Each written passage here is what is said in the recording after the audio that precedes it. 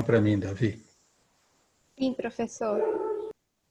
Bem, então, nós vamos começar numa discussão sobre essa questão do aquecimento global, que, como vocês sabem, tem sido denegado em vários círculos, até de alguns cientistas, e inclusive na última audiência, aliás, na consultoria pública do Supremo Tribunal Federal, no ano passado, na semana passada, desculpem, o general Heleno outra vez levantou dúvida sobre aquecimento global, dizendo que alguns cientistas discordam. Então, eu vou discutir um pouquinho sobre isso.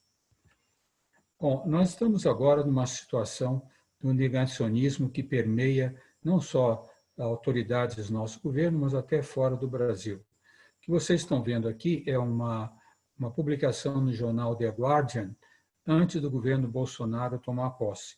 Foi uma declaração do chanceler Ernesto Araújo que o aquecimento global, mudanças climáticas, era um plot marxista, e não existiria. Ele esteve na Itália no inverno, esteve um dia quente ou ao contrário. Mas o que eu gostaria de chamar a atenção, que está escrito aqui embaixo, não sei se vocês conseguem ver, está listado em vermelho, é que o editor da revista Science, do jornal The Guardian, ele chama a atenção que declarações como esta iam minar o enorme protagonismo e a liderança do Brasil em questões de mudanças climáticas em todo o mundo. Então, até esse governo, até um pouquinho antes desse governo, até o final do governo Dilma, na verdade, o Brasil tinha um enorme protagonismo nessa questão de controle de desmatamento na Amazônia e medidas contra a mudança climática e também, às vezes, as pessoas não se atentam, a diminuição da emissão de gases de efeito estufa. Esse tipo de negacionismo, infelizmente, como eu disse, não é só característica do Brasil, existe fora do Brasil, né? Esse é um artigo muito interessante que foi publicado na Folha de São Paulo, logo depois que o governo Bolsonaro assumiu, do professor Luiz Marques. Não sei se vocês já ouviram falar dele, é um professor de História da Unicamp, e tem esse excelente livro, quem se interessa pelo assunto, eu recomendo a ler, Capitalismo e Colapso Ambiental. E ele chamava atenção, então, nessa entrevista, com essa questão de negação da ciência, não é uma coisa, é algo que une esquerda e direita, não tem assim uma cor política e nenhuma cor ideológica. E por que acontece isso? Geralmente são pessoas que não gostam de saber sobre a questão do aquecimento global, de mudanças climáticas, porque, de uma certa forma, isso afeta a zona de conforto. Que zona de conforto é essa? É o desenvolvimento enorme que nós tivemos nos últimos 150 anos, usando de forma abundante combustível fóssil e explorando todos os recursos da nossa Mãe Terra como se fossem inesgotáveis. Agora nós estamos mostrando que isso não é verdade e muitas pessoas não gostam de ouvir isso, principalmente alguns governos. Mas também nós temos cientistas, assim como disse o general Heleno, que contestam alguns efeitos de mudanças climáticas. Inclusive, isso daqui é um prêmio Nobel de Física em magnetismo, que está aqui falando, isso eu tirei da internet, então não dá para ver em muito detalhe, desculpa, né? Mas o nome dele é o professor Giver, que, na verdade, se não me engano, é um húngaro naturalizado americano, que fala quanto ao resultado de aquecimento global. São muito poucos, né? Menos de 1% da toda a comunidade científica mundial fala quanto ao aquecimento global, e ele diz, inclusive, usa uma forma pejorativa, dizendo que aquecimento global seria uma nova religião. Eu quero mostrar para vocês hoje que isso não é assim e que nós temos bases científicas muito fortes para acreditar não só no aquecimento global, em mudanças climáticas, mas aquecimento global acionado pelo efeito antrópico. Bom, não há dúvida hoje em dia, nós brasileiros, não há quem possa agora denegar o efeito de queimadas e mudanças climáticas depois daquele dia negro em São Paulo no ano passado. Essa foto é impressionante, eu acho que todos nós deveríamos ter ela postada nas paredes do nosso quarto para chamar a atenção do que nós estamos passando agora e o que pode nos preservar o futuro se nós não tomarmos os cuidados devidos com a Mãe Terra. Bom, um dos argumentos que muita gente usa é o seguinte: bom, a temperatura da Terra tem variado substancialmente ao longo de milhares e milhares de anos. Será que não é uma dessas variações naturais? Isso é verdade. Nos últimos 3 milhões de anos, se levarmos em conta, nós tivemos períodos amenos, que duraram de 10 a 20 mil anos, e períodos com calotas gigantes polares, que chegaram a durar 80 mil anos. Nós tivemos o período do Eoceno, cerca de 50 milhões de anos atrás, que a Terra era uma casa quente, como se diz. Até nos polos, norte e sul, cresciam árvores gigantes, animais gigantes, e a concentração de gás carbônico na atmosfera era bem maior que agora, cerca de 800 partes por milhão, enquanto agora nós estamos na média de 340, 350. Isso causado principalmente por efeitos de emissões vulcânicas. E a temperatura média era o dobro da atual, era cerca de 15 graus centígrados, a temperatura média da Terra. Só que às vezes se esquecem de dizer que é verdade, crescia florestas no Polo Norte, no Polo Sul, mas a temperatura no mar naquela época era cerca de 70 metros acima do nível que nós temos hoje. E tivemos a era paleozoica, 550, 250 milhões atrás, que a Terra esteve quase completamente coberta de gelo. Ora, por que essas variações naturais ocorrem? Bom, a primeira coisa que nós, para entender isso, é entender como que nós medimos essa temperatura para trás, como que nós sabemos que o que aconteceu anos atrás, qual era a temperatura da Terra. Nós devemos isso a esse cientista suíço, Jean-Louis Agassiz. Esse era um cientista, tinha um caráter bastante criticado, porque ele era uma pessoa bastante racista. Interessante que ele era racista, mas ele não era escravagista. Ele participou de uma expedição mandada pelo governo americano no Brasil, famosa expedição Thayer, que esse livro aqui, que tem nas bibliotecas nos Estados Unidos, tirou vários retratos de escravos negros, tentando mostrar que seria uma raça inferior. Então, uma pessoa, do ponto de vista de caráter, bastante deplorável. Mesmo assim, isso acontece em ciência, ele deu uma contribuição enorme para nós entendermos o que acontece com a Terra. Ele observou que os rastros geológicos que ele observava no Polo Norte, marcas no solo, poderia ser explicado se houvesse uma expansão e retração ao longo do tempo das camadas de gelo, principalmente. Na época não foi muito acreditado, mas depois entenderam melhor o que ele estava propondo e ele deu origem a essa ciência chamada paleoclimatologia, que nos dá evidências físicas e químicas do que aconteceu na Terra em milhares de anos atrás.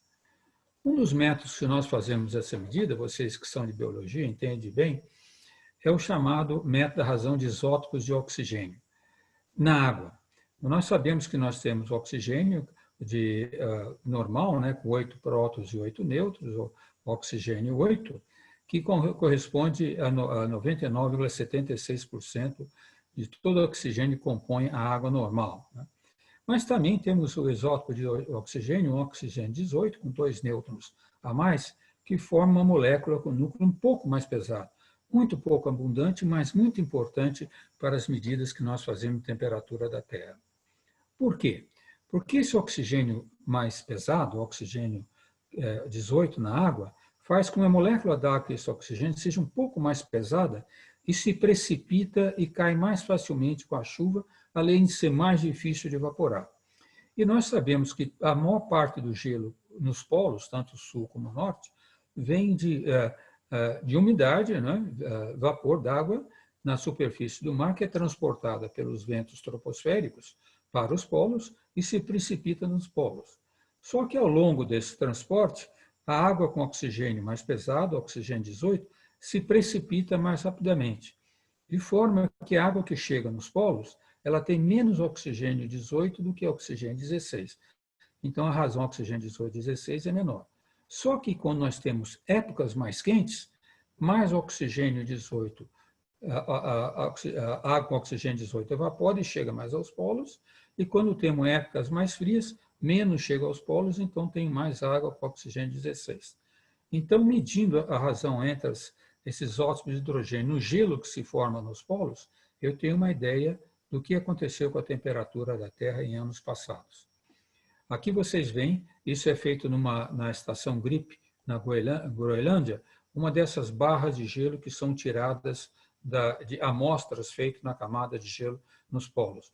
Como nós temos uma ideia bastante boa da taxa de deposição de gelo ao longo da profundidade, caminhando nessa barra, nós temos uma ideia dos anos que esse gelo foi se formado. Então, medindo a razão de oxigênio 16 para oxigênio 18 nesse gelo, nós temos uma medida aproximada da temperatura naquela época. Além do que, pegando bolhas de ar aprisionadas nesse gelo e passando por um espectrômetro de massa, nós podemos também medir a concentração de gases de efeito estufa.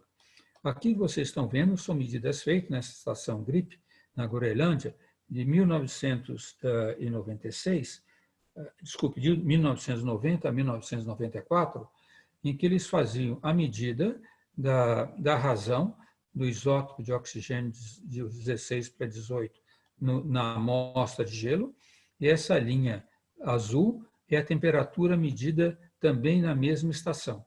Vocês vejam que tem uma variação bastante, acompanha bem as duas variações, de tal maneira que isso nos dá uma régua para medir temperaturas para trás, e, aliás, essa calibração é feita constantemente nessas estações nos polos. Bom, mas por que a Terra aquece periodicamente, esfria periodicamente? Nós devemos essa explicação ao Milutin, um sérvio, Milutin Milankovic, que viveu desde 1879 a 1958. Então, no começo do século passado, ele mostrou que essas variações de épocas mais glaciais e épocas mais quentes são devido a variações periódicas na órbita da Terra e no seu eixo de rotação. E por que essas variações importam? Porque quando se varia a posição do eixo da órbita, o polo norte pode se voltar mais para o Sol ou pode se voltar mais contrário ao Sol. E por que o polo norte que é importante? Porque se o polo norte se volta mais para o Sol, o polo sul se volta contrário ao Sol. O polo norte é mais importante porque o polo norte é cercado de terra.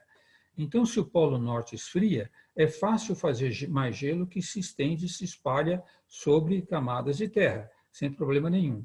Já o polo sul, nós sabemos que tem gelo, mas se ele esfriar e quiser expandir mais, ele tem que expandir sobre a água do mar. E é muito difícil congelar a água do mar. Então, por isso que essas épocas glaciais ou mais quentes depende de quanto o polo norte está voltado para o Sol ou não. E aqui vocês têm um esquema dos 3 efeitos que ele mostrou. O primeiro efeito é o efeito de precessão do eixo da Terra. É exatamente quando a Terra está rodando, como nós jogamos um peão no chão, o eixo de rotação do peão precessiona em função da gravidade, e a Terra está sob a gravidade do Sol. Além disso, o eixo da Terra também oscila de um lado para o outro devido à atração da Lua. Certo? Essa precessão do eixo da Terra, ela ocorre numa escala de tempo de 19 a 24 mil anos. Essa oscilação da posição do eixo entre 21,5 a 24,5 graus ocorre numa escala de tempo de 41 mil anos. E há também um outro efeito, que é o efeito do elongamento da órbita da Terra, da elipticidade da órbita da Terra, devido à atração de Júpiter e Saturno. Aqui vocês têm um caso típico que nós temos agora, né? Aqui seria em 4 de janeiro, em que o Polo Sul está mais voltado para o Sol e o Polo Norte está mais longe do Sol. E aqui seria 4 de julho, quando o Polo Norte está mais voltado para o Sol, o Polo Sul contrário ao Sol. Então, vocês vejam a razão, inclusive, porque na situação atual, os nossos verões são mais quentes do que no Polo Norte, porque nós estamos mais próximos do Sol quando estamos no nosso verão. Agora, isso pode ocorrer e essa alteração ocorre numa escala de tempo que vai de 100 a 400 mil anos. Então, esses efeitos podem ser simulados, e aqui vocês têm uma simulação dos chamados ciclos de Milankovitch, né, que são essas linhas azuis, até 200, desde agora até 250 mil anos atrás. Então, vocês vejam a oscilação. Essa curva rosa é a temperatura inferida na mesma época, usando vários métodos, mas principalmente aquele método dos isótopos de oxigênio. Vocês vejam que é uma concordância razoável entre as temperaturas e a variação dos ciclos de Milankovitch.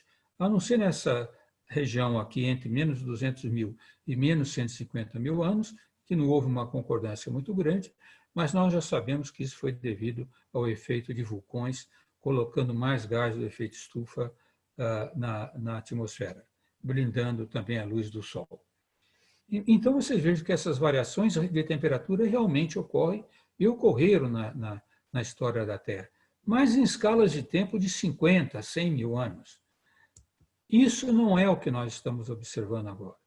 Aqui vocês estão vendo um trabalho recente, publicado em 2018, né, desse professor James Hansen, que é um professor da Universidade de Columbia, em Nova York, um dos grandes especialistas do mundo, mostrando a variação da temperatura da Terra desde a época da Revolução Industrial, entre 1880 e 1900, que geralmente é tomada como marco zero, e aqui como ela foi variando no tempo.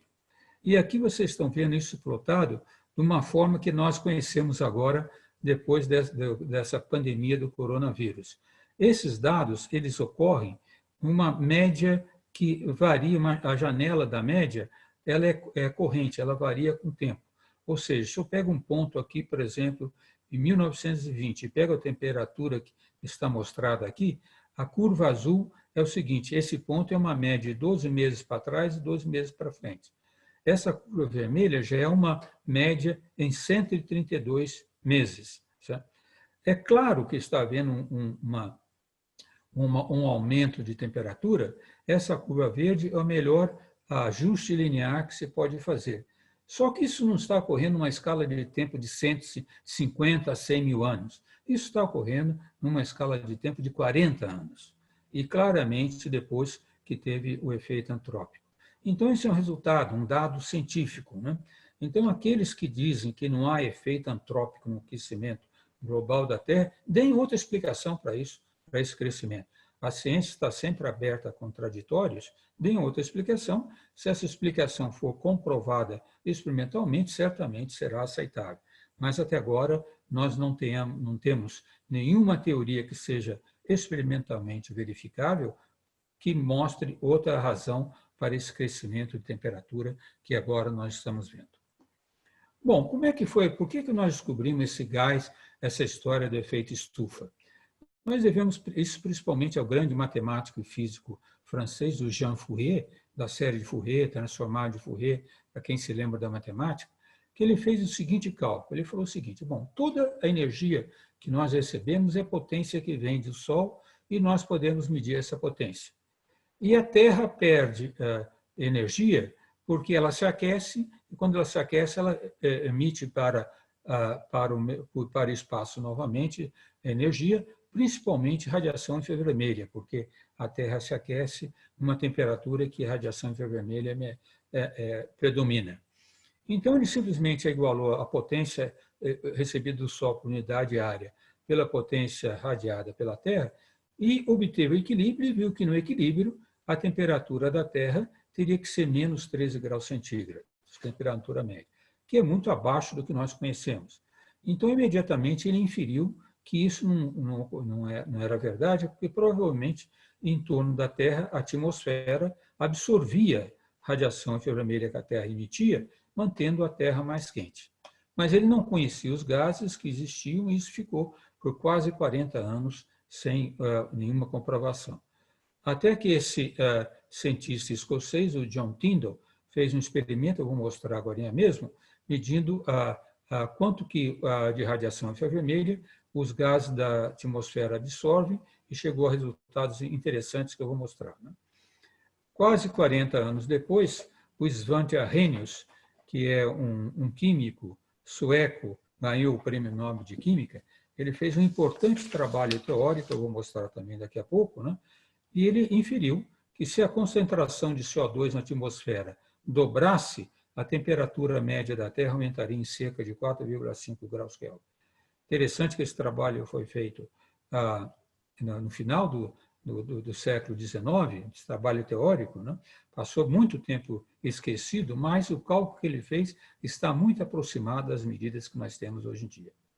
Esse trabalho foi interessante, mas considerado um trabalho teórico, sem muita relevância com o que ocorria na Terra, até que esse engenheiro ferroviário britânico, Guy Callendar, em 1938, fez as medidas em 147 estações meteorológicas espalhadas pelo mundo todo, né, que tinha gravados dados desde meados do século XIX. E, usando essas medidas, viu que entre 1880 e 1937, a Terra teria tido um aumento médio de 0,3 graus centígrados. Hoje em dia, nós estamos tendo um aumento médio da ordem de 0,2 graus centígrados por década. Esse é o experimento de John Tyndall, olha que experimento interessante. Ele simplesmente tinha um tubo em que ele injetava nesse tubo gases, que passavam, os gases evaporados aqui, passava para esse equipamento que nós chamamos um scrub, entrava nesse tubo, e ele, com uma fonte de infravermelho aqui, fazia passar o gás infravermelho e colimava e via o quanto foi absorvido, era absorvido ou não, com um galvanômetro. E ele teve a grande surpresa, porque ele sabia que os gases da atmosfera eram principalmente nitrogênio e oxigênio. Que nitrogênio e oxigênio não absorvem muito, mas gás carbônico e metano, que tem muito menos abundante, na época dele, gás carbônico da ordem de 260 a 300 partes por milhão, absorve muito. Ele não conseguia explicar, porque a física atômica não conseguia explicar isso naquela época, mas hoje em dia nós sabemos que é porque as moléculas triatômicas têm muito mais grau de liberdade para absorver radiação infravermelho que as diatômicas, como nitrogênio e oxigênio. Essa daqui é uma cópia do trabalho de Svante Arrhenius, que eu gosto de mostrar para os alunos, que às vezes, hoje em dia, se queixam de não ter computador. Para fazer esse trabalho, o Svante Arrhenius teve que fazer cerca de 100 mil cálculos à mão, certo? Para cálculo fazer à mão com a sua régua de cálculo, para ajustar dados que não tinha, etc. E mesmo com esses cálculos à mão, a previsão dele é muito precisa. Aliás, para quem não sabe, a Greta Thunberg, que hoje em dia é essa ativista do meio ambiente, é uma descendente distante de Svante Arrhenius. Aqui estão os dados de Guy Callendar. Então, vocês vejam os dados dele, mostrou claramente, desde 1880, que então, quando começou a Revolução Industrial, até quando ele mediu, em 1934, ele via claramente uma tendência de aumento da temperatura da Terra, apesar dessas oscilações. Esse resultado dele é que deu origem à área que nós chamamos hoje em dia, a área da ciência chamada de mudanças climáticas. E aqui vocês podem ver, não os resultados do Guy Callendar, mas resultado da NASA, do Met Office, que é do Reino Unido, da NOAA, que é também dos Estados Unidos, da Agência Meteorológica Japonesa, mostrando claramente essa tendência desde 1880, todos concordando do aumento da temperatura média na Terra. Se vocês quiserem saber mais sobre isso, eu recomendo esse livro muito bom do professor Cary Emanuel, que é um meteorologista famoso do MIT. Esse livro é disponível na internet, que ele explica essa questão do aquecimento global, inclusive de uma maneira muito correta do ponto de vista científico, também fazendo críticas aos modelos que fazem previsão do tempo, mostrando o que deve ser corrigido. Então, é uma referência que eu recomendo a todos vocês que tiverem interesse sobre o assunto. Bom, por que a Amazônia entra nessa questão do aquecimento global é muito importante? Porque as árvores que crescem nas florestas tropicais é o melhor absorvedor de carbono que existe. Uma árvore na Amazônia ela tem 60% de seu peso em carbono. O que vocês estão vendo aqui são resultados dessa colaboração BRAIN4, que é colaboração britânica também com brasileiros, principalmente pesquisadores do INPE, que eles fazem medidas com satélite e vão em loco medir gases de efeito estufa e diâmetro das árvores. Essas barras verdes que vocês veem aqui, que são negativas, é o quanto que a floresta amazônica, as árvores crescendo, absorvem de gás carbônico da atmosfera. Essa vermelha é o quanto emite devido ao desmatamento. E esse preto é o quanto emite devido ao consumo de combustível fóssil. Vocês vejam que todos os países pan-amazônicos, nós ainda, o Brasil, a Bolívia e alguns outros ainda emite mais gás carbônico deflorestando do que usando combustível fóssil, a não ser a Venezuela e a própria Colômbia, que ainda produz mais usando combustível fóssil. Mas o ponto importante é que, se nós somarmos todos esses retângulos verdes, nós ainda absorvemos mais gás carbônico do que emitimos. Mas isso está numa tendência que não é boa. Aqui, o quanto essas barras mostram o quanto que nós absorvíamos, isso é teragramas de gás carbônico por ano, que nós absorvimos em todos esses países panamazônicos na década de 80, na década de 90 e na década de 2000, não temos da década de 2010. Mas vejo que estamos decaindo. Infelizmente, podemos chegar numa situação que nós não absorvamos mais a mesma quantidade de gás carbônico que nós emitimos. Então, a preservação da floresta amazônica, de todas as florestas tropicais, e também a regeneração das florestas, é a melhor ferramenta que nós temos para o controle da concentração de gás carbônico na atmosfera, evitando o aquecimento global. A outra importância muito grande para a Amazônia é que vocês já ouviram falar várias vezes desses rios voadores. Aquele que vocês quiserem ver, eu tenho aqui mostrado em que página vocês podem acessar para ver esse material produzido pelo Dr. Antônio Nobre, do INPE. O que acontece é que a maior parte da umidade que vem sobre o Brasil vem de cima do Oceano Atlântico, assoprada dos ventos principais que vêm do leste para o oeste. Essa umidade é trazida por esses ventos e aqui bate nos Andes. E, aliás, essa foi a razão de crescimento da floresta amazônica. Ela bate nos Andes, uma grande umidade, e foi crescendo e fazendo a floresta. Mas aí teve uma concentração grande de água e a floresta começou a evaporar, e essa água os próprios ventos trazem e irrigam todo o centro do Brasil até o norte da Argentina. Se vocês terem uma ideia, por um fenômeno chamado evapotranspiração, uma árvore na Amazônia com um diâmetro de copo de 10 a 20 metros, ela transpira por dia para a atmosfera cerca de 600 a 1.000 litros d'água por dia. Isso daqui é só uma simulação, mas nós temos várias fotografias de satélite mostrando toda essa umidade vindo para o Brasil. Então, todo o nosso regime hidrológico no Brasil, as nossas usinas hidroelétricas, a nossa agricultura, o nosso agronegócio, depende dessa umidade que vem da Amazônia. Se não vier essa umidade, nós estaremos numa situação muito difícil. Então, quando se ouve falar de agricultores que são contra coibir o desmatamento na Amazônia, é porque eles não têm o entendimento de como isso os vai afetar no futuro. Outra característica muito importante da Amazônia, todos nós falamos, é a sua biodiversidade, que agora o governo está repetindo muito. Aqui eu tenho uma entrevista do World Bank para mostrar que não é só vegano que se preocupa com a Amazônia, também o pessoal do dinheiro, uma entrevista do professor Thomas Lovejoy, que colabora muito com o professor Carlos Nobre, fazendo trabalho diretamente na Amazônia.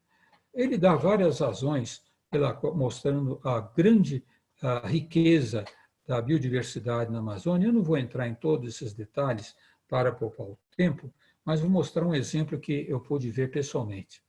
Aqui vocês estão vendo, são cestas feito de um vime da Amazônia por índias Yanomami. Elas fazem esse cesto e vendem principalmente para a França. Acontece que, alguns anos atrás, elas começaram a usar uma fibra, essa fibra forte aqui, preta, muito forte, para dar resistência aos cestos. E aí os franceses deixaram de comprar, dizendo que elas estavam usando material sintético e não material da Amazônia. Elas disseram que não, que era da Amazônia, e foram procurar ajuda junto à academia. Foram falar com a professora Noemi Ishikawa, que é uma professora da Universidade Federal da Amazônia, também do INPA da Amazônia, que é uma especialista em fungos. Vocês sabem que existe da ordem de 6.000 fungos no mundo, muito pouco conhecido. E ela foi lá e viu que era realmente uma nova espécie de fungo, que deu o nome de Períziporus yanomani, mas essa então foi catalogada, está aqui o livro explicando esse fungo, Marasmius yanomani. Só, por exemplo, aconteceu recentemente, o quanto nós desconhecemos da grande riqueza da biodiversidade da Amazônia. Outro ponto que eu gosto de mostrar é que volta e meia se ouve pessoas do governo dizendo que o desmatamento não pode ser coibido muito, porque tem a questão do agronegócio, temos que aumentar a produção na própria Amazônia. O que vocês estão vendo aqui é um gráfico de 1999 a 2010 da produção agrícola total, o valor na Amazônia, né? E a taxa de desmatamento em quilômetros quadrados por ano, né? Então, aqui está a taxa de desmatamento e o valor agrícola total. Ora, por volta de 2004, o governo teve uma ação forte, que eu vou mencionar, para coibir o desmatamento da Amazônia e realmente o reduziu de cerca de 27 mil quilômetros quadrados para pouco mais de 4 mil quilômetros quadrados em 2012. Então, houve um decaimento enorme da área desmatada da Amazônia. Mas a produção agrícola continuou, certo? Mesmo com toda a proibição, as multas aplicadas pelo Brasil, a produção agrícola, desculpem, continuou aumentando. Por quê? Porque as pessoas ruralistas eles são também inteligentes. Vê que se não pode desmatar, eles usam técnicas melhores e continuam a produzir como deveriam produzir. Eu agradeço ao Dr. Paulo Barreto, da Amazon, que é uma ONG da Amazônia, que me passou esse slide. Se vocês querem ver o que está acontecendo realmente agora, recomendo ler esse livro do Inácio Amigo, publicado na Nature desse ano, em fevereiro, para mostrar como está terrível essa questão de desmatamento na Amazônia. Essa zona aqui laranja, com vários pontos laranja, é o arco de desmatamento, o nome criado pela grande geógrafa carioca Berta Berg, que já nos deixou, infelizmente, uma área de desmatamento que vem aqui do Maranhão até o norte de Mato Grosso, onde está concentrada a maior parte do desmatamento. Nessa região, a época seca, o período de seca já dura cerca de 2 a 3 semanas mais do que no resto da Amazônia. A temperatura média já está 2 graus acima do resto da Amazônia e a quantidade de água produzida já decresceu tão fortemente que vários produtores aqui já têm que abrir poços. Isso na Amazônia. Então, não é que vai nos afetar no futuro, isso já está acontecendo. E eu mostro isso também porque os vários críticos do governo, o general Mourão disse outro dia que os focos de incêndio são espalhados por toda a Amazônia, não estão, dizendo de 200 a 200 quilômetros, vocês vejam, está concentrado. E quando critico os dados do INPE, eu contra-ataco mostrando referências externas. Aqui vocês estão numa referência publicada na revista Science 2007, que eles dizem simplesmente que o sistema de monitoramento do Brasil é uma inveja para o mundo todo, só para mostrar a qualidade do trabalho feito pelo INPE. Aqui seriam os compromissos que o Brasil assumiu na Conferência de Paris de decrescer o desmatamento. Eu já estou começando a partir de 2004, quando houve o decréscimo, né? Então, desculpem, essas barras verdes que vocês veem é o quanto o Brasil se comprometeu a desmatar, decrescendo ano a ano. Essas amarelas foi o quanto o Brasil realmente desmatou, sempre depois de 2004, ainda na gestão da ministra Marina Silva, né? Desmatou cada vez menos, fora esse ano aqui, 2008, que teve aumento, mas depois decaiu. Mas, infelizmente, a partir de 2012, o desmatamento começou a crescer novamente. E hoje em dia, essa barra está um pouquinho errada. No ano passado, nós desmatamos mais do que 10 mil quilômetros quadrados, e esse ano que nós deveríamos desmatar menos que 3.900 quilômetros quadrados, eu estimo que nós vamos desmatar da ordem de 12 mil quilômetros quadrados, o que é extremamente preocupante. Como é que o INPE mede esse desmatamento? O INPE tem dois sistemas, chamado sistema PRODES e chamado sistema DETER. O sistema PRODES, que foi criado em 1988, dá a taxa de desmatamento ao final de todo ano, ano de medida em agosto de cada ano, para cobrir todo o período de seca e o período de chuva na Amazônia, né? E ele dá uma taxa que desde 1988 é dada, e é conhecida no mundo como uma das melhores séries temporais de monitoramento, desmatamento e florestas tropicais. E tem também sistema DETER que dá alertas diários, não só de desmatamento, porque o PRODES ele só mostra as taxas de desmatamento raso, ou seja, quando tudo for cortado, o resto do chão. Já o DETER não, ele dá alertas também de degradação, porque os desmatadores procuram evitar ser vistos por satélite e eles vão andando pela mata, desmatando por baixo de árvores grandes que deixam, e só depois de desmatar bastante é que eles desmatam mais. E o DETER dá alertas sobre isso, alertas diários para o governo atuar.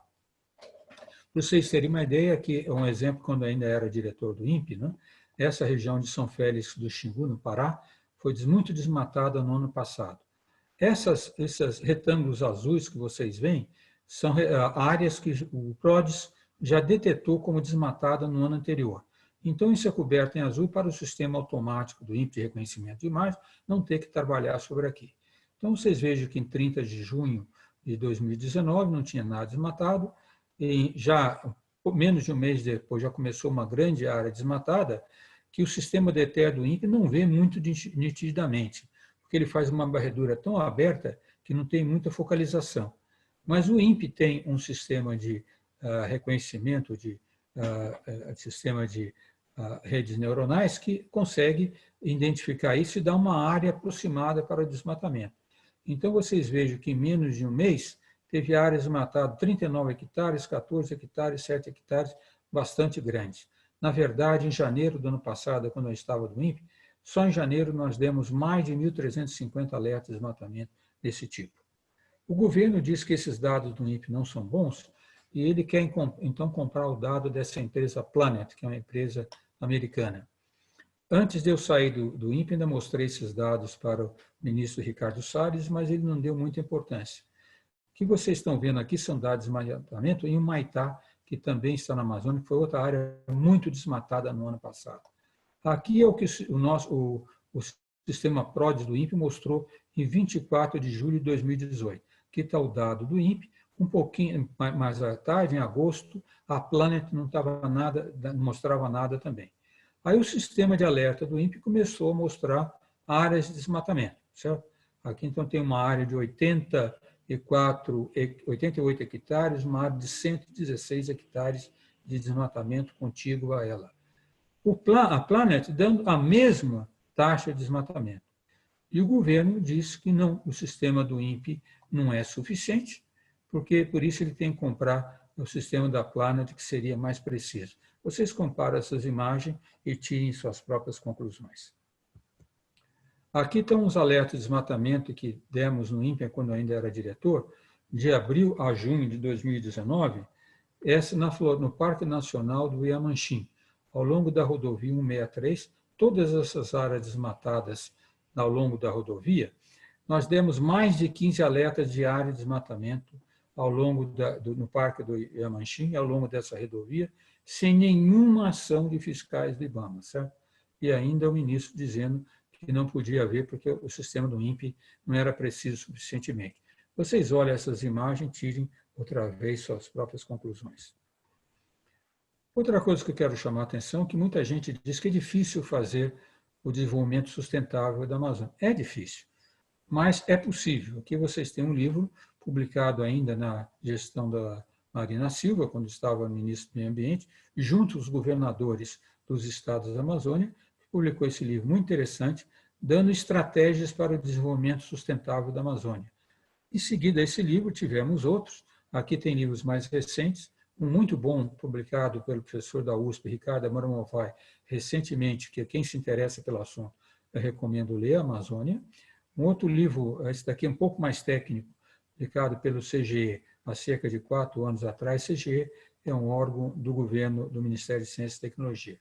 E um livro recente, muito interessante também, do professor Marcílio de Freitas e sua esposa Marilene, são professores da Universidade da Amazônia, discutindo o futuro da Amazônia. Esse livro foi publicado esse ano. Em todos eles podem ver a situação e pode ver estratégias para um desenvolvimento sustentável da Amazônia. E o INPE, apesar da minha exoneração, e estava com o diretor interino, uma coisa que não pode se culpar a ele é que ele tenha coibido a divulgação dos dados. Isso ele não fez. O INPE continua publicando seus dados.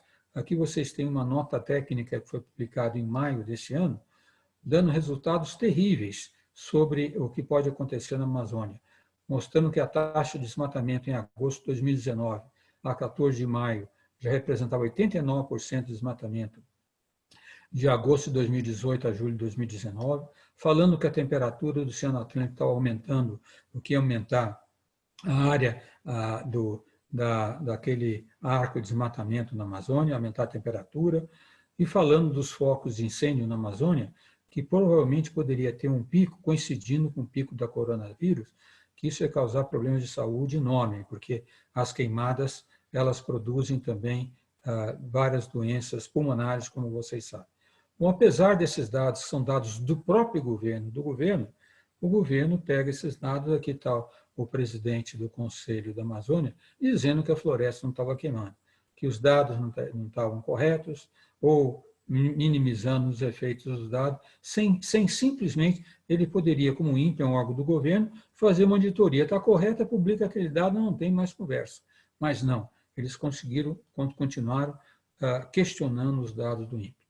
Numa entrevista na Retomada Verde com a Eliane Cantaende, o general Almito Mourão não só ele disse que respeitava os dados do INPE, mas disse que eles não eram precisos suficientemente, falou em comprar aquele satélite de radar para melhorar os dados do INPE. Quem quiser ver, pode ver, aqui está essa entrevista dele. Ora, isso também não é verdadeiro. Né?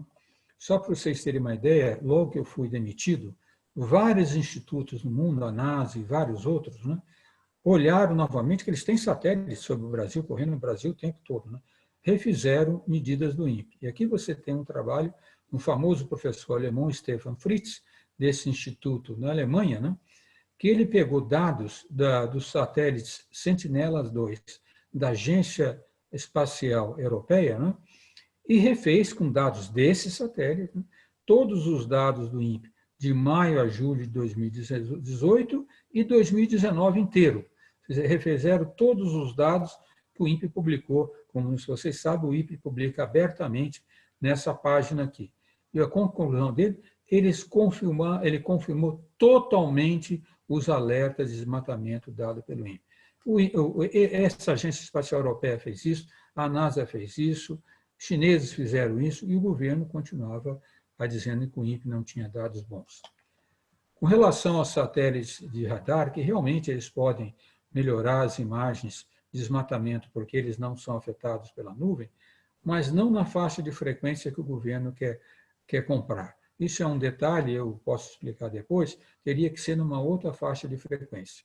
Mas aqui vocês estão vendo outra publicação científica dessa revista Remote Sense, também de pesquisadores europeus, que eles compararam os dados de satélites de radar medindo o desmatamento numa região do Pará com 3 tipos de satélites diferentes, operando uma banda, diferentes frequências que nós chamamos tecnicamente banda X, banda L e banda C.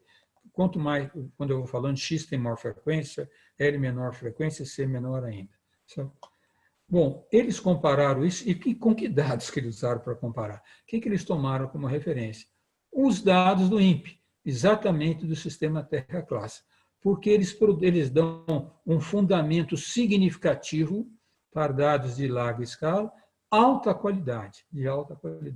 E mostraram que os dados obtidos com esses satélites de radar não chegavam a alcançar 65% da precisão dos dados do INPE com satélites óticos. Para ver como o governo, às vezes, critica sem razão, de forma muito leviana, o que faz o INPE. E ele disse, o general Mourão, também, que o INPE, um dos problemas dos dados do INPE é que as imagens eram observadas como se fazia antigamente, pessoas olhando com lentes os dados do INPE sem usar inteligência artificial ou aprendizagem de máquina. Né? Isso, outra vez, não é verdade. O INPE tem sistemas automáticos, só que os dados finais que o INPE solta, eles sim são submetidos ao escrutínio de especialistas, autoespecialistas, que analisam dados a dados. Porque vocês sabem que esses métodos de inteligência artificial, a linguagem de máquina para fazer identificação de imagens, ela não é preciso. Então, todos esses dados do INPE são, outra vez, olhados com cuidado pelos especialistas do INPE. Mas o INPE desenvolve sistemas automatizados. Aqui só estou mostrando um trabalho do INPE, publicado em 2016, exatamente desenvolvendo sistemas automatizados empregando linguagem de máquina, em 2016 já citado 103 vezes. Certo? E o INPE desenvolveu todo um sistema chamado CITES, é um software livre, o INPE tudo que faz é colocado limpo, usando aprendizagem de máquina, né? Para fazer análise de imagem do satélite Sentinela, Landsat e o satélite Cibers 4 e 4A do próprio INPE. Então, não é verdade que os cientistas do INPE não saibam utilizar métodos de inteligência artificial para fazer análise e identificação de imagens. Esse sistema que eles desenvolveram, chamado Brasil Data Cube, que está atraindo muita atenção internacional para reduzir o tempo de apresentação, não vou falar muito sobre ele, mas vou mostrar que uma das consequências dele foi agora desenvolver um sistema chamado DETER Intenso, que faz o seguinte, quando eles identificam uma área que está muito desmatada, eles usam esse sistema de muito mais alta precisão para identificar claramente onde está sendo desmatado. Tudo isso é disponível para o governo. No entanto, essas operações verdes que o governo fez com o Exército recentemente, simplesmente não usou esses dados do INPE, simplesmente os deixou de lado. Isso realmente é vergonhoso, né? E vai atacando o INPE. Bom, nós temos hoje o dia 2 de outubro e eu quero mostrar finalmente um dado de esperança. Aqui é só para mostrar esses dados que o INPE passou para o governo que não foram utilizados. A informação de esperançosa hoje em dia, e aí eu até quero parabenizar o ministro de Ciência e Tecnologia, que tem indicado o novo diretor, o Dr. Clésio Denardim, um cientista de renome, fez sua carreira científica no INPE, com grande experiência em gestão científica também, e um civil. Então, eu fiquei muito satisfeito com essa indicação, e nesse período que nós tivemos tantos motivos para desalento, nós temos agora um motivo de esperança, e eu espero com essa indicação todo o embate que tem tido entre o governo e o INPE acabe, de forma que o INPE possa trabalhar tranquilamente, como ele sempre fez, para o benefício da nossa sociedade. Muito obrigado a vocês pela atenção.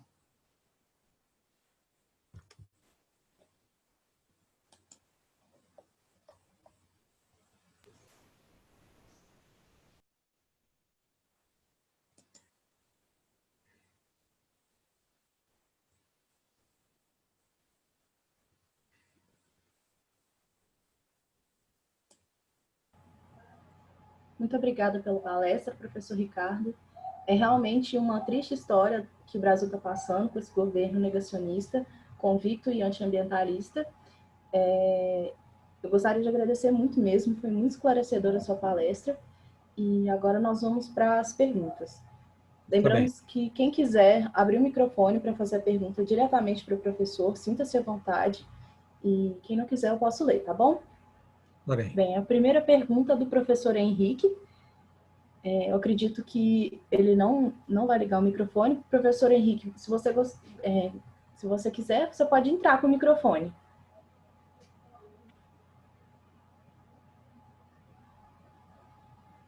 Bem, ele não está conseguindo entrar.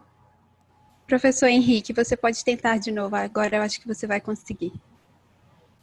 Alô, você agora?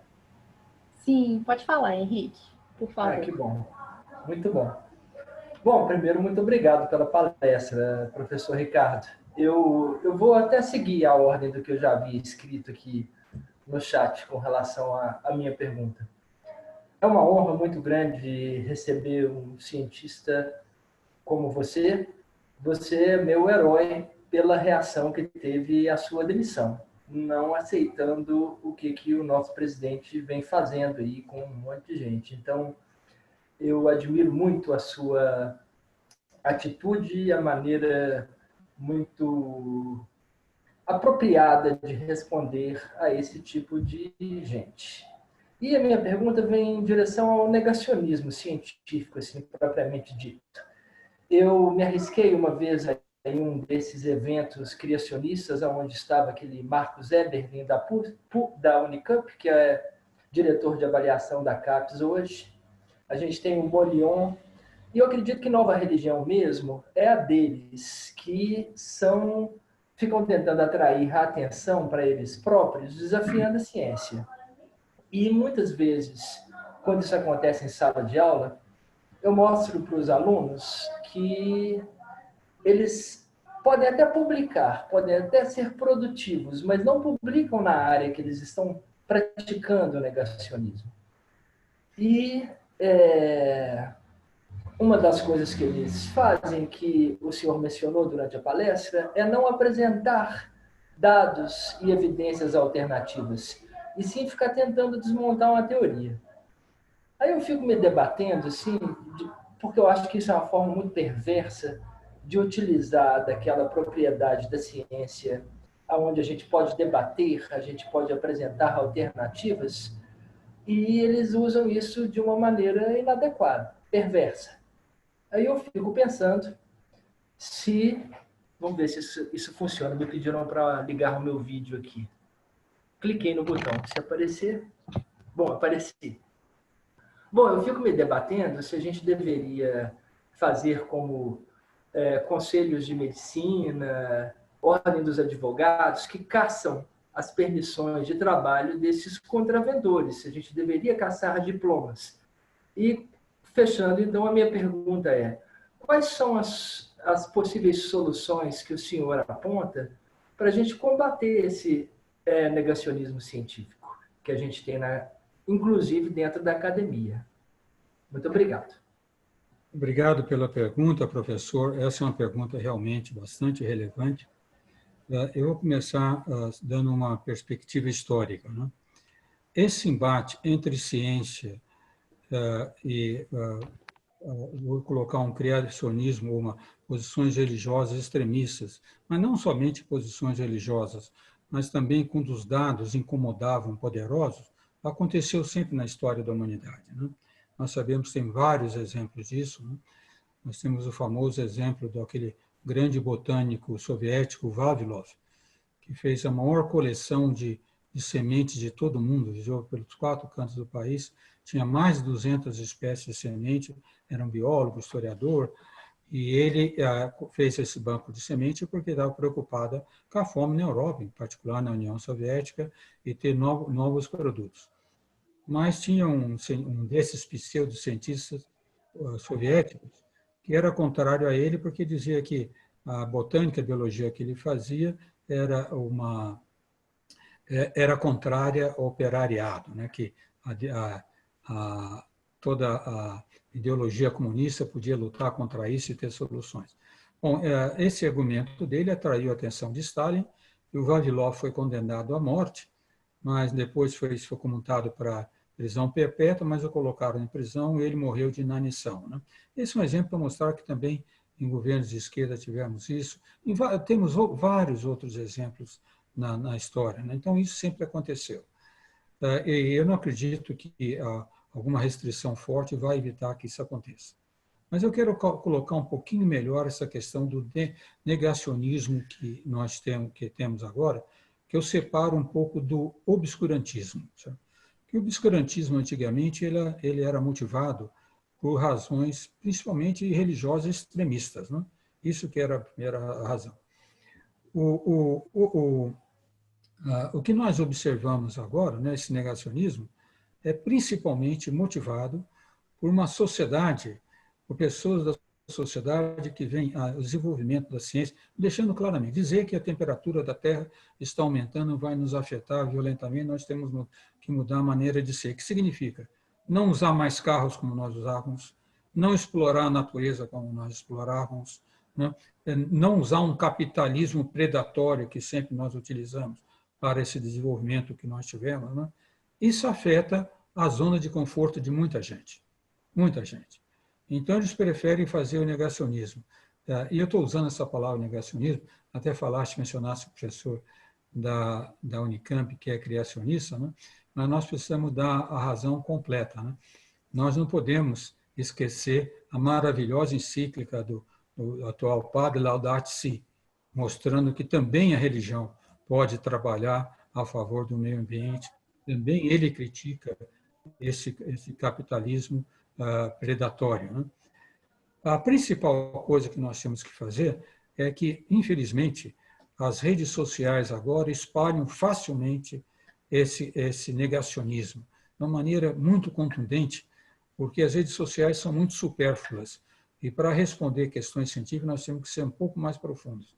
Inclusive, eu acho que em fevereiro ou maio desse ano, teve um artigo de um professor, um comentário de um professor de Harvard, na revista Nature, comentando como que o presidente Bolsonaro usa as redes sociais para fazer a sua atuação negacionista, ele e seus asseclas, né?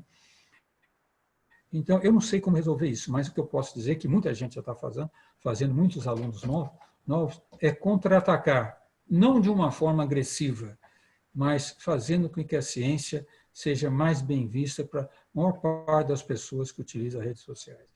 Eu não creio que teria algum método de caçar um diploma, qualquer coisa.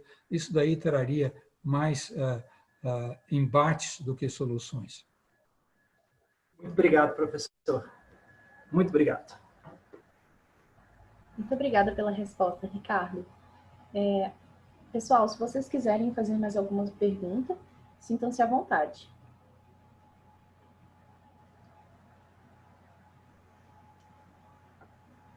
Professor Ricardo, doutor Ricardo Galvão, meu nome é Luciana, deixa eu ligar minha câmera.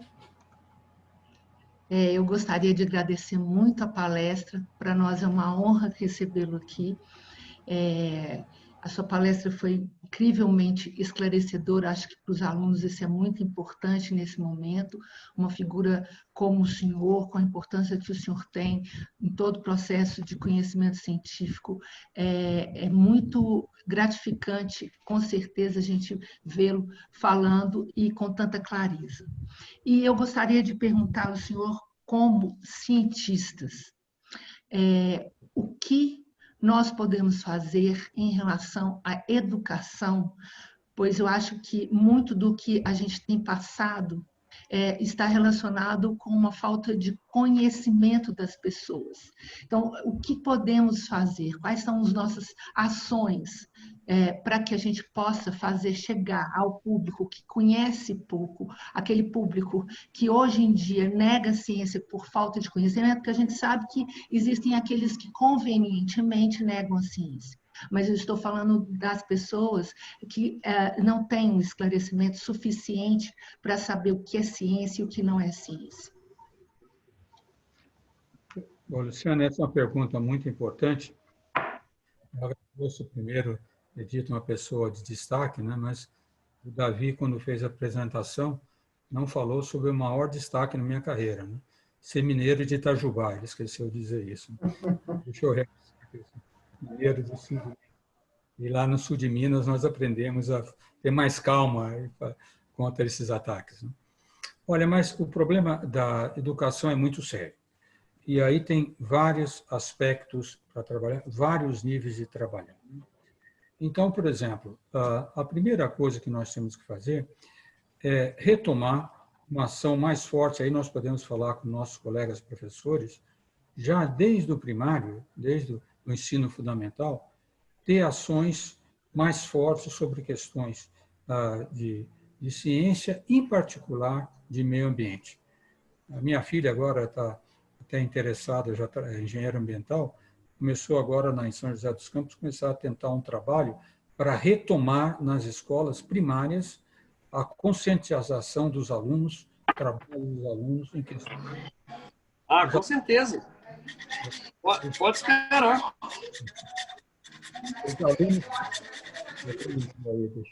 Os alunos, desde o primário, eles têm que começar a aprender isso, até para educar seus pais. Sabe?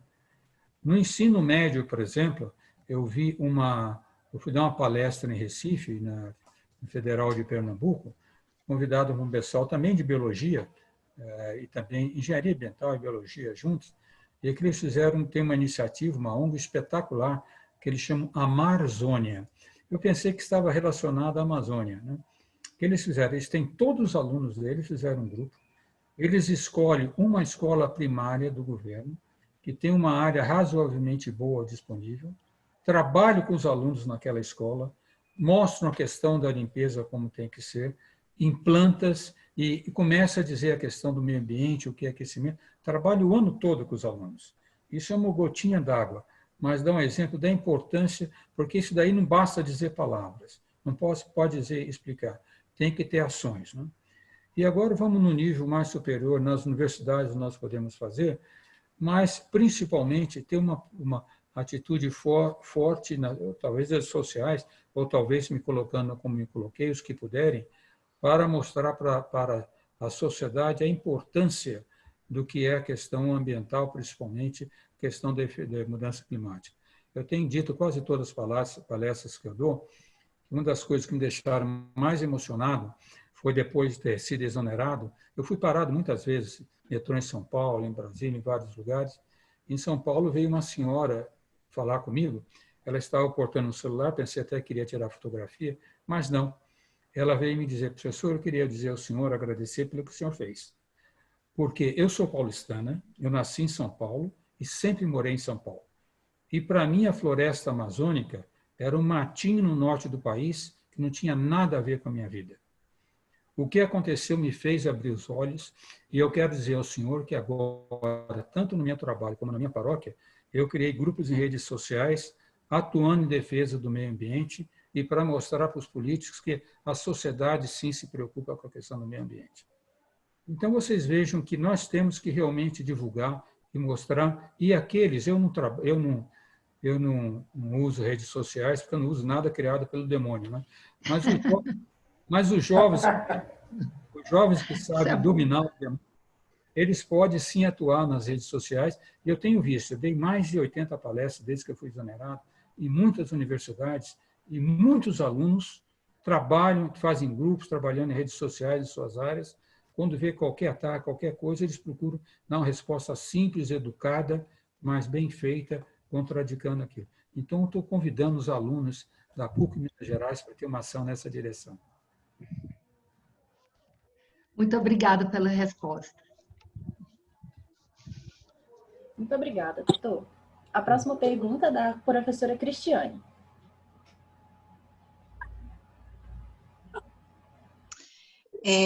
Boa noite a todos. Deixa eu ligar meu vídeo também. Não consigo. Bom, professor, doutor Ricardo, muito obrigada, foi uma excelente palestra, como todas as outras, está assim, muito esclarecedora, realmente muito fantástica. Professor, vamos mudar um pouquinho o rumo das perguntas em relação ao Henrique e à Luciana. A gente vê muito o problema do aquecimento global como, né, a produção de CO2, né, do gás carbônico, principalmente, e é falado muito do desmatamento, com certeza, né, mas eu tenho percebido que recentemente muitos documentários recentes, né, feitos esse ano na Netflix e tudo mais, eles vêm pontuando, né, a agricultura na produção na contribuição do aquecimento global, principalmente pelo gás metano. E aí, alguns documentários são muito, inclusive, agressivos em relação a isso, colocando como o metano a principal causa do aquecimento global e reduzindo o peso do CO2. Aí eu gostaria de saber do senhor, o que o senhor acha disso? Isso tem acontecido muito. O gás metano também é um gás de efeito estufa, sem dúvida, né? E é produzido principalmente pela nossa na criação na pecuária, né? Por gás, pelo estrume do boi, etc. A fermentação produz muito gás metano e nós também, né?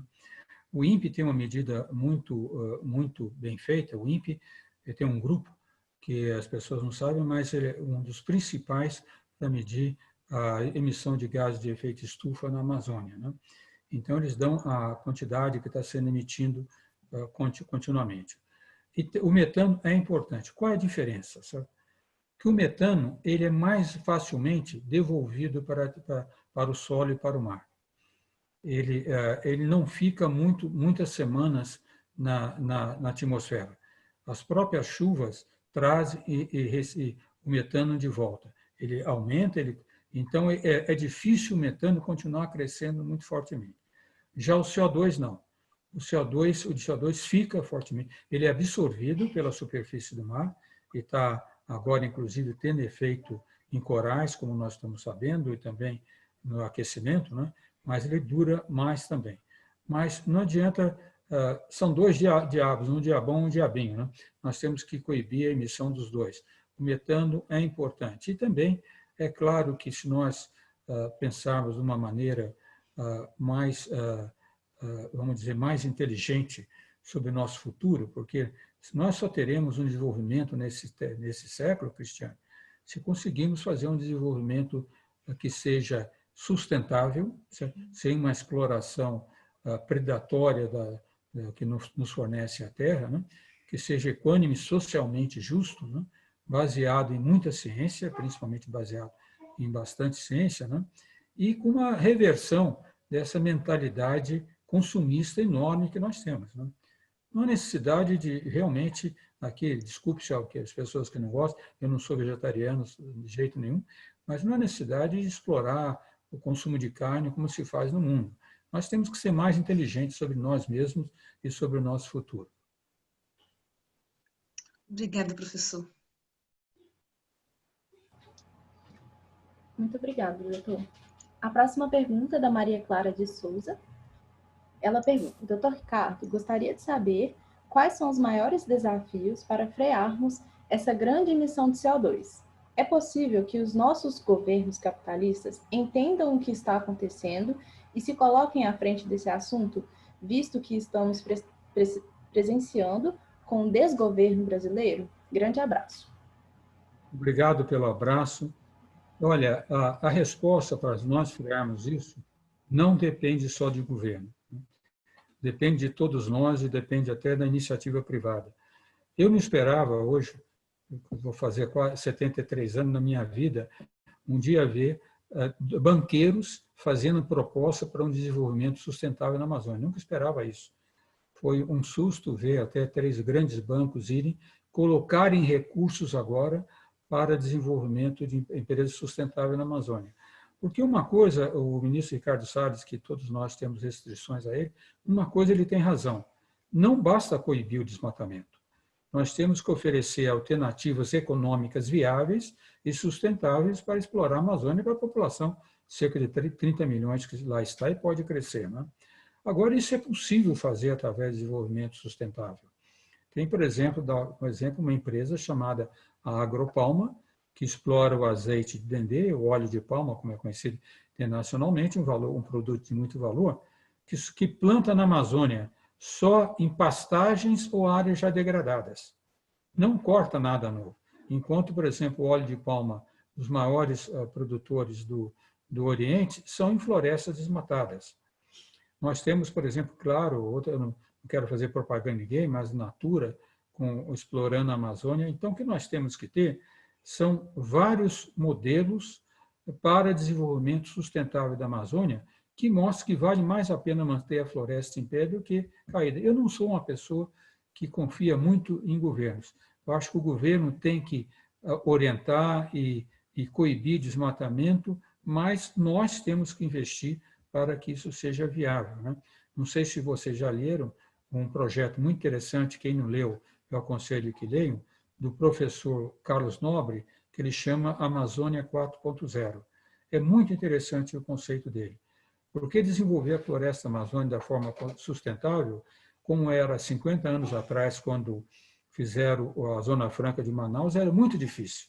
Tem problema de logística, tem problema de energia elétrica, tem problema, hoje em dia, teria problema de conexão com a internet, colocar fibras ópticas nos rios não é fácil, mas hoje em dia, com a tecnologia 4.0 que nós temos, podendo fazer comunicação via satélite, com vários empreendimentos com energia solar e eólica, com distribuição, e olhando em cada local quais são as características do local para desenvolver alguns produtos biosustentáveis, nós podemos, sim, desenvolver a Amazônia e evitar que esse desmatamento continue. Podemos até ganhar dinheiro com reflorestamento, que isso é bastante possível. Nós temos que coibir esses desmatadores que desmatam a Amazônia nem para explorar gado, simplesmente para a grilagem de terra. 35% de toda a área desmatada da Amazônia é em terra pública. É isso que nós devemos evitar. Muito obrigada novamente. A próxima pergunta é do João Francisco, e ele pergunta: professor, você poderia comentar sobre a relação entre o desmatamento e o aumento de casos e eventual surgimento de doenças zoonóticas? Muito obrigada pela palestra, foi incrível. Olha, eu não sou um especialista nesse assunto, então eu vou repetir só o que eu vi de alguns colegas, aliás, uma vez foi até do professor Carlos Nobre, né? Esses vírus, vocês sabem que tem até um trabalho interessante agora não lembro se é no jornal da USP ou na revista da FAPESP, mostrando como que o coronavírus acabou saindo dos morcegos e indo para os humanos, né? Todas as florestas têm uma grande quantidade de vírus que estão na floresta, mas em equilíbrio, com o desenvolvimento e equilíbrio que foi alcançado ao longo de milhares de anos, né? Quando nós começamos cada vez mais a desmatar e os animais entram mais em contato, há sempre uma maior possibilidade de transmissão desses vírus. Eu não sei dar os dados, não sei as palavras técnicas, mas se vocês procurarem uma palestra do professor Carlos Nobre, ele explica isso muito bem. Há, sim, um grande perigo, se continuar o desmatamento, que nós sejamos cada vez mais suscetíveis a pandemias como a que nós estamos enfrentando agora. Obrigada. A próxima pergunta é do Pablo Oliveira, e ele diz: boa noite, professor Ricardo, ótima palestra. Tenho uma pergunta, porém é mais uma curiosidade. Pois sempre que entro no assunto sobre fiscalização da Amazônia pelo IBAMA, é relatado que esse triunfo entre grileiros e fiscais, você que possui maior presença nesse cenário, como isso ocorre? É tudo isso mesmo? Pois já ouvi relatos de pessoas que passou em concurso pelo IBAMA, porém abriu mão por medo de participar de fiscalização nessas áreas. Olha, a fiscalização é terrível. Eu já estive na Amazônia, nunca acompanhei fiscais do IBAMA, mas tenho amigos, colegas do IBAMA, muitos do pessoal do IBAMA foram no INPE, né? A coisa é terrível, certo? Porque foi uma mentalidade que foi criada na Amazônia. Vocês são novos, mas não acompanharam. Na década de 70, a Amazônia praticamente era toda virgem, né? Muito pouco desmatamento, só nas margens da Amazônia. Mas então, no regime militar, começou a surgir a preocupação com o interesse de outros países sobre a Amazônia, né? Interesse em invasões imperialistas, etc., né?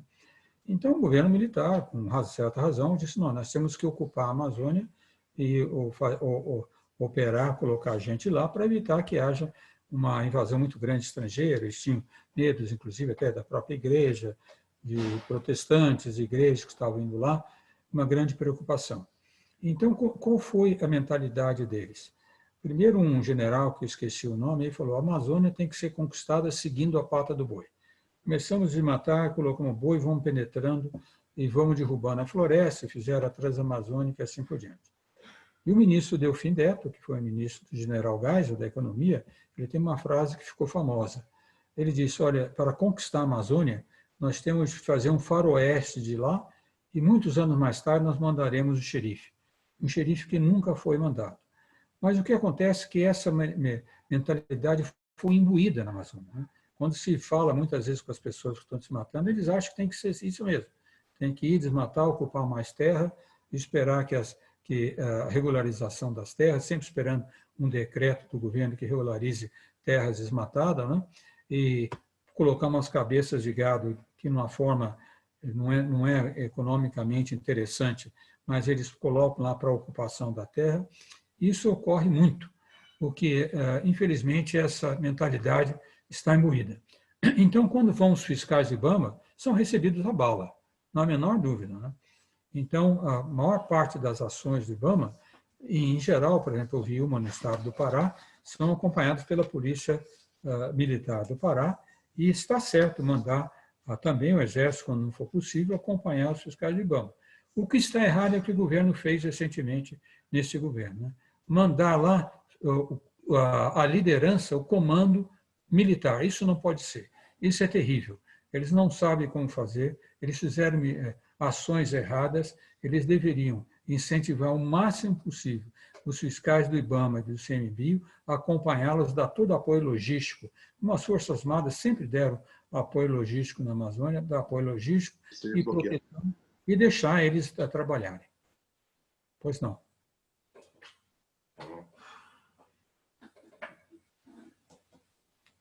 Alguma outra pergunta?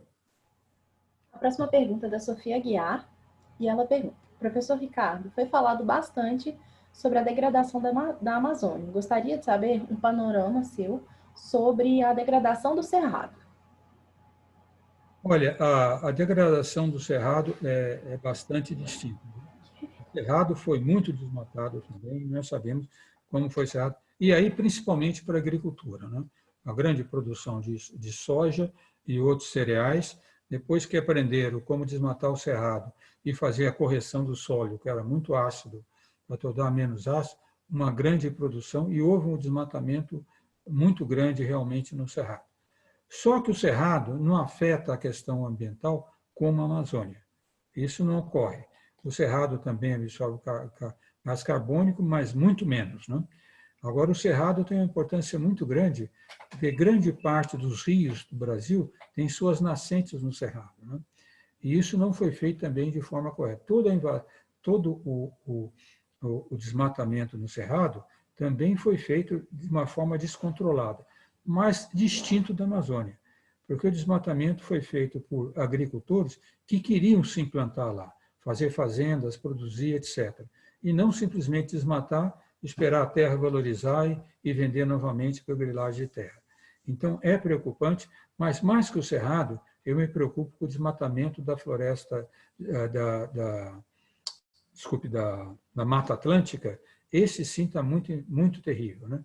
Inclusive com essa nova medida que o ministro Ricardo Salles está querendo passar, inclusive incluindo mangues, porque aí é um desmatamento para investimentos imobiliários, para o benefício de algumas pessoas que querem ter casas ricas olhando para o mar.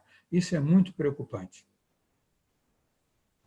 Obrigada. A próxima pergunta é da Mariana Alves, e ela diz: que aula! Obrigada, professor. Eu tenho uma dúvida ou provocação. Por que é tão difícil aplicar nossas normas ambientais no país? Onde erramos? De não ter mais pessoas brigando pelo desmonte das nossas políticas ambientais. Olha, isso sempre depende, Mariana, depende do governo. Como eu disse, eu não contei toda a história, né, mas nós tivemos um grande pico de desmatamento em 1995, o governo Fernando Henrique Cardoso, 94, 95, não me lembro bem, mas cerca de 29 mil quilômetros quadrados desmatados na Amazônia. Houve muito protesto, né, e o governo Fernando Henrique reagiu imediatamente, né? Reagiu como? Aumentando muito as áreas de proteção ambiental e as reservas indígenas. Foi um grande crescimento que, aliás, o presidente Bolsonaro agora critica. Com isso, houve uma diminuição do desmatamento, uma boa diminuição, né? Mas depois começou a crescer novamente, e no governo Lula, em 2004, houve o segundo pico de desmatamento, um pouquinho mais que 27 mil quilômetros quadrados. Então, a ministra do Meio Ambiente era a Marina Silva, foi quando ela pediu para o INPE desenvolver aquele sistema que eu falei para vocês, DETER, que dá alertas diários de desmatamento. Com esses alertas, com uma ação contundente dela e dos ministros que a seguiram, o Carlos Minck, Isabel Teixeira e outros, né, o desmatamento foi reduzido de 80%. Então, o que precisa, nessa questão de controle, de coibir o desmatamento, tem que ser uma ação contundente do governo, não pode ter não pode ter também decretos que regularizem áreas desmatadas recentemente. Isso não pode ocorrer. Com essa ação, o Brasil já demonstrou como agir. Aumenta as áreas de proteção e coíbe fortemente o desmatamento, inclusive queimando equipamentos, etc. É uma ilusão aqueles que dizem que quem desmata a Amazônia é o pobrezinho que não tem o que comer. É só visitar as grandes áreas de desmatamento, eu visitei uma no ano passado, para ver a quantidade enorme de maquinário que existe lá, coisas ricas. Tem o pobrezinho que vai trabalhar para aquele mau empreendedor. Isso tem, mas quem está ganhando é uma pessoa de grande poder aquisitivo, né? Então tem que ter uma ação contundente do governo. Infelizmente, isso não está tendo esse governo, que, aliás, ele disse que não faria, né? Não enganou ninguém na própria eleição, ele já dizia que não ia atuar contra o desmatamento.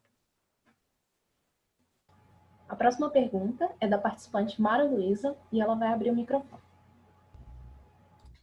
Oi, tá dando para escutar bem? Está dando para escutar, sim. Oi, professor, boa noite, meu nome é Mara, eu sou estudante aqui da PUC, e primeiramente eu gostaria de agradecer ao senhor por, numa sexta-feira à noite, estar aqui nos deliciando com uma palestra importante. E minha pergunta é em relação à indústria da carne, que é uma das principais responsáveis pelo desmatamento na Amazônia. Eu gostaria de saber quais mudanças poderiam ocorrer, porque eu percebo que os consumidores de carne eles estão sendo cada vez mais críticos. As pessoas estão tentando consumir menos para provocar um impacto menor, mas ainda assim não parece ser o suficiente. E aí eu gostaria de saber de que forma essa indústria pode mudar suas ações para tentar amenizar isso.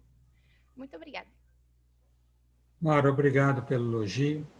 Outra vez, dessas questões, Mara, que para analisar e ver a solução correta, nós não podemos generalizar, certo?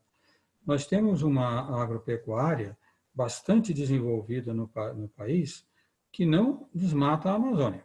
Tá? Não precisa desmatar a Amazônia, de jeito nenhum. Os principais que vêm desmatam a Amazônia. Tem um trabalho muito recente, muito bom, publicado na revista Science, pelo professor Raoni Rajão, da UFMG, aí perto de vocês, que ele mostra, eu não lembro mais do fator, mas que parece que da carne vendida é da ordem de 5% que está na Amazônia. Certo? Então, mas isso afeta muito o agronegócio do Brasil, a exportação de carne do Brasil. Porque, na verdade, como eu disse, Mara, quem desmata o gado que põe lá, tem sim a indústria da carne lá na Amazônia, principalmente no norte do Mato Grosso, naquele arco de desmatamento. Tem regiões que tem indústria de carne que explora o gado. Mas no meio da Amazônia, onde está desmatado tudo, o gado, como eu disse, é colocado para ocupar terreno e para permitir que eles consigam a posse da terra posteriormente. Agora, o que tem que ser feito para a indústria da carne não sofrer, porque realmente tem toda a razão, todos os consumidores, até no Brasil, são cada vez mais exigentes da procedência do que eles compram, do que eles consomem. O que tem que ser feito é a rastreabilidade. Você tem que ser desenvolvido um sistema, isso é perfeitamente possível hoje em dia, até com o uso de satélites, a rastreabilidade de onde está vindo a carne consumida. Nós temos uma indústria da carne poderosa, temos a maior indústria de carne do mundo vendendo carne aqui no Brasil, e eles têm recursos para investir. Então, infelizmente, o cidadão brasileiro ainda não é exigente como deveria, mas nós devemos, sim, cada vez mais forçar que tenhamos uma medida de onde veio a carne, ou seja, a rastreabilidade que nós consumimos. Muito obrigada, professor. A próxima pergunta é do Khaled. Já peço desculpas ao Khaled se eu interpretar a pergunta dele de forma errada. Ele diz: boa noite, por mim como estrangeiro, falando sobre a Amazônia, era uma coisa incrível e um sonho conhecer e visitar, mas depois que cheguei no Brasil, eu vi que tem uma boa porcentagem das pessoas falando sobre a Amazônia com o perigo e recurso de doenças. O progresso de chegar lá. Agora eu sei que na biologia a gente fala muito sobre a educação e educação ambiental e os benefícios da preservação. Por exemplo, redução da emissão de gás carbônico, para reduzir o desmatamento. Mas, ao mesmo tempo, os biólogos no Brasil estão com poucos trabalhos e estudos sobre as alternativas, como as técnicas para aumentar a popularidade de técnicas agrícolas mais produtivas para reduzir o desmatamento. Você acha que faz parte do nosso perfil? Olha, certamente faz parte. Eu não sei se eu concordo inteiramente com as suas afirmações. Eu não sei se Khaled Tomer, não? Eu não sei se ele, por exemplo, já visitou o INPA da Amazônia. Instituto de Pesquisas da Amazônia, sabe? E também a própria Embrapa da Amazônia, ali em Manaus, né? Existe, sim, muitos trabalhos muito bem feitos, eu não sei se são suficientes, né? Inclusive para a exploração da Amazônia de uma forma sustentável, inclusive na indústria, na própria empresa Natura, nós temos isso lá, né? É claro que deve ser aumentado. Por exemplo, toda a produção agrícola brasileira que cresceu fortemente, né? Devemos à professora Joana Doberheimer, que mostrou como incorporar nitrogênio no solo com o plantio de leguminosas. O agronegócio brasileiro cresceu fortemente, a produção de soja quase que quintuplicou sem aumentar um centímetro quadrado de área plantada, só com tecnologia, sem expandir a área plantada. Então, nós temos trabalhos feitos, sim, não sei se em biologia, porque eu não sou da área, mas nós teríamos que olhar com mais cuidado. Mas, de qualquer jeito, isso deve ser sempre feito com a maior possibilidade possível. Aqui em São Paulo, por exemplo, na Universidade de São Paulo, eu conheço muitos trabalhos, muitas iniciativas nessa direção. Ô, Gabriela, eu tenho daqui a pouco uma palestra, vou ter que estar cortando, viu? Tá bem, professor. Muito obrigada pelas respostas.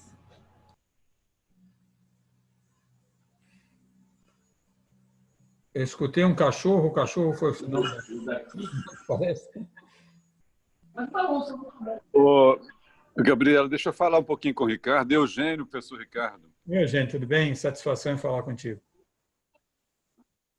Querida, só desculpa entrar assim de repente, mas é para dizer da minha gratidão, do meu carinho e assim da felicidade de tê-lo aqui com a gente na PUC Minas. O senhor é uma referência para a gente, sabe? Assim, e para os estudantes e professores que estão lhe escutando, assim, a gente precisa muito dessa luz. O senhor ilumina o nosso caminho, sabe? Pela sua retidão, pela sua ética, viu? Assim, muito obrigado, uma gratidão enorme de tê-lo aqui com a gente, viu? Obrigado. Por nada, professor. Foi uma satisfação falar com vocês. Eu gosto muito de falar com alunos. Eu já completei 50 anos de professor universitário, então sempre minha paixão foi falar com alunos, discutir temas importantes. Muito obrigada, professor. Perfeito. Professor Obrigado. Eugênio, muito obrigada também. Bem, em nome da Apoena, agradeço ao palestrante Ricardo por sua excelente participação no nosso evento e a todos os comentários no nosso chat sobre a palestra. Muito obrigada. Nesse momento,